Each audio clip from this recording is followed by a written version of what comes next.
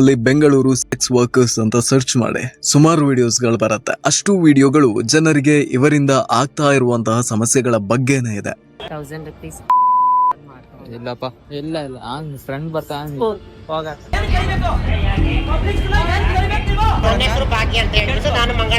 ಒಂದು question rice ಆಗತ್ತೆ, sex workers ಗಳಿಗೆ ಕಷ್ಟ ಆಗತ್ತಾ ಅಥವಾ ಸೆಕ್ಸ್ ವರ್ಕರ್ಸ್ ಗಳಿಂದ ಸಾಮಾನ್ಯ ಜನರಿಗೆ ಕಷ್ಟ ಆಗತ್ತಾ? ಸೊ ಇವತ್ತಿನ ವಿಡಿಯೋದಲ್ಲಿ ಸ್ಟೆಪ್ ಬೈ ಸ್ಟೆಪ್ ತಿಳ್ಕೊಂಡು ಹೋಗೋಣ. ಭಾರತದಲ್ಲಿ ಯಾವುದೇ ಕೆಲಸ ನಡಿಬೇಕು ಅಂದ್ರೆ ಅದು ಕಾನೂನಿನ ಚೌಕಟ್ಟಿನಲ್ಲೇ ನಡಿಬೇಕು. ಸೆಕ್ಸ್ ವರ್ಕರ್ಸ್ ಗಳಿಗೆ ಅಂತ ಸಪರೇಟ್ ಕಾನೂನು ಇಲ್ಲದೆ ಹೋದ್ರೂ ಕೂಡ ಇದನ್ನ ಹೇಗೆ ಮಾಡಿದ್ರೆ ಇಲ್ಲೀಗಲ್, ಹೇಗೆ ಮಾಡಿದ್ರೆ ಲೀಗಲ್ ಅನ್ನೋದ್ರ ಬಗ್ಗೆ ಕಾನೂನುಗಳು ಇದಾವೆ. ಈ ಕೆಲಸ ಪ್ರೈವೇಟ್ ಜಾಗದಲ್ಲೇ ನಡಿಬೇಕು, ಯಾವುದೇ ರೀತಿ ಅಪ್ರೋಚ್ ಮಾಡೋ ಹಾಗಿಲ್ಲ ಅಥವಾ ಒತ್ತಾಯ ಮಾಡೋ ಹಾಗಿಲ್ಲ. ಆದರೆ ಬ್ಯಾಂಗ್ಳೂರ್ ಕೇಸ್ನಲ್ಲಿ ಇದೆಲ್ಲ ಕೂಡ ನಾರ್ಮಲ್ ಆಗಿ ನಡೀತಾನೆ ಇದೆ. ಯಾರಾದರೂ ನಡೀತಾ ಹೋಗ್ತಾ ಇದ್ರೆ ಅವರನ್ನ ಕರೆಯೋದು, ಅಸಹ್ಯವಾಗಿ ಮಾತಾಡೋದು, ಸುಮ್ಮನೆ ನಿಂತಿದ್ರೆ ಬೇಡ ಅನ್ನೋ ಜಾಗದಲ್ಲಿ ಕೈ ಹಾಕಿ ಇನ್ಸೆಕ್ಯೂರ್ ಫೀಲ್ ಮಾಡಿಸೋದು, everything common in that area. ಇಲ್ಲಿನ ಜನ ಹೇಳೋ ಪ್ರಕಾರ ತಂದೆ ತಾಯಿ ಜೊತೆನೋ ಅಥವಾ ಮಕ್ಕಳ ಜೊತೆನೋ ಹೆಂಡತಿ ಜೊತೆ ಕೂಡ ಬರೋ ಹಾಗಿಲ್ಲ. ಆ ರೀತಿ ಇದಾವೆ ಪರಿಸ್ಥಿತಿ. ಇಷ್ಟೆಲ್ಲ ನಡೀತಾ ಇದ್ರು ಕೂಡ ಯಾಕೆ ಪೊಲೀಸ್ ಏನೇನು ಮಾಡದೆ ಇದ್ದಾರಲ್ಲ ಅಂತ ನೀವುಗಳು ಅನ್ಕೋಬಹುದು. ಬಟ್ ಇದಕ್ಕೆ ಒಂದು ಸ್ಟ್ರಾಂಗ್ ರೀಸನ್ ಇದೆ ನೋಡಿ. ಇವಾಗ ಒಂದು ವಿಷಯ ತುಂಬಾನೇ ಅಭ್ಯಾಸ ಆಗ್ಬಿಟ್ಟಿದೆ. ನಾವು ಮಾಡಿರುವಂತಹ ತಪ್ಪುಗಳಿಗೆ ಎತ್ತಿ ಪೊಲೀಸ್ ತಲೆ ಮೇಲೆ ಹಾಕೋದು. ಬಟ್ ಇಂತಹ ವಿಚಾರದಲ್ಲಿ ಏನೊಂದು 50 ವರ್ಷ ಹೋದ್ರೂ ಕೂಡ ಪೊಲೀಸ್ ಏನೇನು ಮಾಡೋದಿಕ್ಕೆ ಆಗಲ್ಲ. ಯಾಕೆ ಗೊತ್ತಾ? ಕಾನೂನಲ್ಲಿ ಇದು ಫುಲ್ಲಿ ಇಲ್ಲೀಗಲ್ ಅಲ್ಲ, ಕೆಲವೊಂದು ಕಂಡೀಷನ್ ನಲ್ಲಿ ಮಾತ್ರ ಇಲ್ಲೀಗಲ್ ಅಂತ ಆಗತ್ತೆ. ಅಂಡ್ ಮೇನ್ ಇಂತಹ ಸುಮಾರು ಕೇಸ್ಗಳನ್ನ ಹಾಕಿ ಇವರನ್ನ ಕರ್ಕೊಂಡು ಬಂದು ಆಮೇಲೆ ಸ್ವಲ್ಪ ದಿನ ಬಿಟ್ಟು ನೋಡಿದ್ರೆ ಸಿಮ್ ಚೇಂಜ್ ಮಾಡಿಕೊಂಡು ಇನ್ನೊಂದು ಕಡೆ ಹೋಗಿ ಸೇಮ್ ದಂಧೆನ ಮಾಡ್ತಾರೆ. 2019ರಲ್ಲಿ 98 ಕೇಸ್, 2020ರಲ್ಲಿ 136 ಕೇಸ್, 2021ರಲ್ಲಿ 129 ಕೇಸ್, 2022ರಲ್ಲಿ 155 ಕೇಸ್, 2023ರಲ್ಲಿ 180 ಕೇಸ್ ಅಂಡ್ 2024ರಲ್ಲಿ 176 ಕೇಸ್. ITPA ಆಕ್ಟ್ ಪ್ರಕಾರ ಇವರನ್ನ ಕರ್ಕೊಂಡು ಬಂದ್ರು ಕೂಡ ನೋ ಯೂಸ್. ಯಾವತ್ತಾದ್ರೂ ಯೋಚನೆ ಮಾಡಿದೀರಾ ಡಿಮ್ಯಾಂಡ್ ಇಲ್ಲದೆ ಇದ್ದಿದ್ರೆ ಇವರೆಲ್ಲ ಯಾಕೆ ಈ ಕೆಲಸ ಮಾಡ್ತಾ ಇದ್ರು ಅಂತ? ಎಕ್ಸಾಕ್ಟ್ಲಿ ಇಲ್ಲಿ ಡಿಮ್ಯಾಂಡ್ ಇದಾವೆ. ಯಾರನ್ನ ನಾವು ಕಾಮನ್ ಜನರು ಅಂತ ಕರಿತೀವಿ ನೋಡಿ, ಅವರಿಂದಲೇ. ಬಟ್ ಹಣೆಪಟ್ಟಿ ಮಾತ್ರ ಇವರಿಗೆ. ಇಲ್ಲಿ ಅವರು ಬ್ಲ್ಯಾಕ್, ಇವರು ವೈಟ್ ಅಂತ ಜಡ್ಜ್ಮೆಂಟ್ ಕೊಡೋದಿಕ್ಕೆ ಸಾಧ್ಯನೇ ಇಲ್ಲ. ಬಿಕಾಸ್ ಈ ಸಿಸ್ಟಮ್ ಅಂತಹದ್ದು. ಕೇಳಿರ್ತೀರಿ ಅನ್ಕೋತೀನಿ, ಹುಟ್ಟಿನಿಂದ ಯಾರು ಕೂಡ ಕೆಟ್ಟವರಲ್ಲ ಅನ್ನುವಂತಹ ಮಾತು. ಒಂದು ಪುಟ್ಟ ಹುಡುಗಿ ಮತ್ತು ತಂದೆ ತಾಯಿ ಸುಂದರವಾದ ಬದುಕನ್ನು ನಡೆಸ್ತಾ ಇರ್ತಾರೆ. ಸಡನ್ ಆಗಿ ತಂದೆಗೆ ಆರೋಗ್ಯ ತಪ್ಪಿ ತಮ್ಮ ಜೀವನವನ್ನ ಮುಗಿಸ್ತಾರೆ. ಸ್ವಲ್ಪ ದಿನ ಆದ್ಮೇಲೆ ತಾಯಿಗೆ ಹೊಟ್ಟೆಗೆ ಊಟ ಮಾಡೋದೇ ಕಷ್ಟ ಆಗತ್ತೆ. ಕೆಲಸ ಕೇಳಿರುವಂತಹ ಪ್ರತಿ ಜಾಗದಲ್ಲಿ ಆಕೆಗೆ ಆಫರ್ ಬಂದಿದ್ದು ಮಂಚಕ್ಕೇನೆ. ಇನ್ನೇನ್ ಮಾಡೋದು ಅಂತ ಪರಿಸ್ಥಿತಿಗೆ ಅಂತ ಹೇಳಿ ಒಂದು ಸಲ ಹೋಗ್ತಾರೆ. ಅಂಡ್ 1 ತಿಂಗಳಿಗೆ ಬೇಕಾಗುವಂತಹ ಅಷ್ಟು ದುಡ್ಡು ಸಿಗತ್ತೆ. ಸ್ವಲ್ಪ ದಿನ ಕಳೆದ ಮೇಲೆ ಮತ್ತೆ ಅದೇ ಸ್ಥಿತಿ. ಅಗೇನ್ ಕೆಲಸ ಕೇಳೋದಿಕ್ಕೆ ಹೋಗ್ತಾಳೆ, ಸೇಮ್ ಆಫರ್ ಬರುತ್ತೆ. ಇಷ್ಟ ಅಲ್ಲ, ಕಷ್ಟ ಅನ್ಕೊಂಡು ಮತ್ತೆ ಅದೇ ಕೆಲಸ ಕೇಳಿತಾರೆ. ಮನುಷ್ಯನ ಸ್ವಾಭಾವಿಕ ಗುಣ 2-3 ಸಲ ತಪ್ಪು ಮಾಡಿದ್ರೆ 4ನೇ ಸಲ ಅದು ಆತನಿಗೆ ಸಾಮಾನ್ಯ ಆಗಿರುತ್ತೆ. ಸೇಮ್ ಆಕೆ ಕನಸಲ್ಲಿಯೂ ಕೂಡ ಅನ್ಕೊಂಡಿರ್ಲಿಲ್ಲ ನಾನು ಈ ಕೆಲಸಕ್ಕೆ ಬರ್ತೀನಿ ಅಂತ, ಬಟ್ ಬಂದಾಗಿರತ್ತೆ.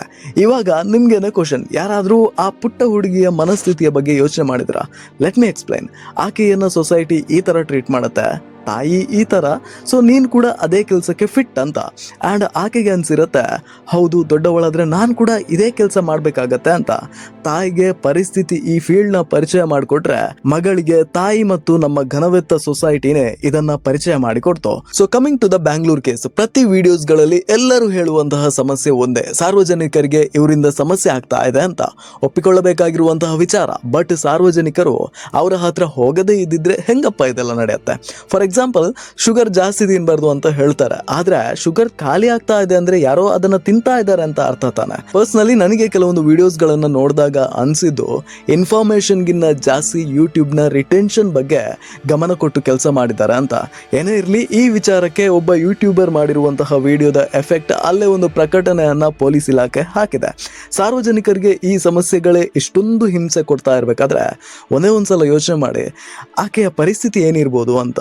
ಇಲ್ಲಿ ತಪ್ಪು ಎರಡು ಸೈಡ್ನಿಂದ ಕೂಡ ಇದೆ. ನಾವು ಅವರನ್ನು ಸಾಮಾನ್ಯ ಮನುಷ್ಯರ ಥರ ನೋಡಿದೀವ ಅನ್ನೋದನ್ನು ನಾವುಗಳೇ ಕ್ವಶನ್ ಮಾಡ್ಕೊಳ್ಬೇಕಾಗತ್ತೆ. It is my personal experience. Basically ನನಗೆ ಬಸ್ನಲ್ಲಿ ದುಡ್ಡು ಕೇಳ್ಕೊಂಡು ಬರೋರು ಅಂದರೆ ಭಯ ಅನಿಸುತ್ತೆ, ಇನ್ಸೆಕ್ಯೂರ್ ಫೀಲ್ ಅನಿಸುತ್ತೆ.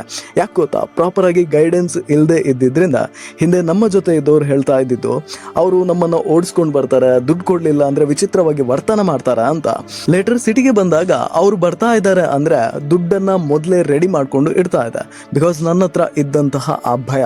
ಸೇಮ್ ತುಂಬ ಸಲ ನಾವುಗಳು ನಮ್ಮ ನೆಕ್ಸ್ಟ್ ಜನರೇಷನ್ಗೆ ತಪ್ಪು ವಿಚಾರ ಹೇಳಿಕೊಡದೆ ಇರೋದೇ ತುಂಬ ಒಳ್ಳೆಯದು. ಒಂದು ಸರ್ವೆ ಪ್ರಕಾರ ಸೆಕ್ಸ್ ವರ್ಕರ್ಸ್ಗಳು ಸುಮ್ಮನೆ ಹುಟ್ಕೊಂಡಿಲ್ಲ. ಎಜುಕೇಶನ್ ಇಲ್ಲದೆ ಗಂಡ ಬಿಟ್ಟು ಹೋಗಿ ಜಾಬ್ಗಳ ಆಸೆ ತೋರಿಸಿ ಈ ದಂಧೆಗೆ ಕರ್ಕೊಂಡು ಬರ್ತಾರೆ. ಮೃಣಾಲ್ ಠಾಕೂರ್ ಒಂದು ಇಂಟರ್ವ್ಯೂನಲ್ಲಿ ಅವರಿಗೆ ಆಗಿರುವಂತಹ ಎಕ್ಸ್ಪೀರಿಯನ್ಸ್ ಅನ್ನ ಹೇಳ್ತಾರೆ, ಕೇಳ್ಕೊಂಡು ಬನ್ನಿ. You know, when we, like I said, we went to Sunakachi, and this one incident which was like literally blew me away was I went in there. There's this one small unit, and the beds are elevated. And I asked her that why are the beds elevated, and she said, "Didi, kya karega? Jagah nahi hoti hai na, so the client, when they have to serve the client, the child and the husband sleeps below the bed." I asked how many clients. She said 30 to 40 a day. And for how much? Less than $1. Unbelievable. And it just broke me. And I imagine there's a lady who's gone through all of it. I had to play her. I don't know. And she's saying it with a smile because, you know, I asked her, don't you feel like crying? She's like, Didi, there is no emotions left. Nobody came to help us when we really needed. We cried, we were pregnant, still we were raped over and over again. It didn't matter whether we had our periods or we were sick, we had temperature, we were literally dying, but we were drugged at the same time. We had no idea what was happening. And to just, I think I'm so blessed to have such amazing family who were there, always there around me. ಇಷ್ಟೆಲ್ಲ ಹೇಳಿದಾಗ ನಿಮಗೆ ಇಷ್ಟು clear ಆಗ್ಬೋದು, demand ಇರೋದ್ರಿಂದ ಈ service ನಡೀತಾ ಇದೆ.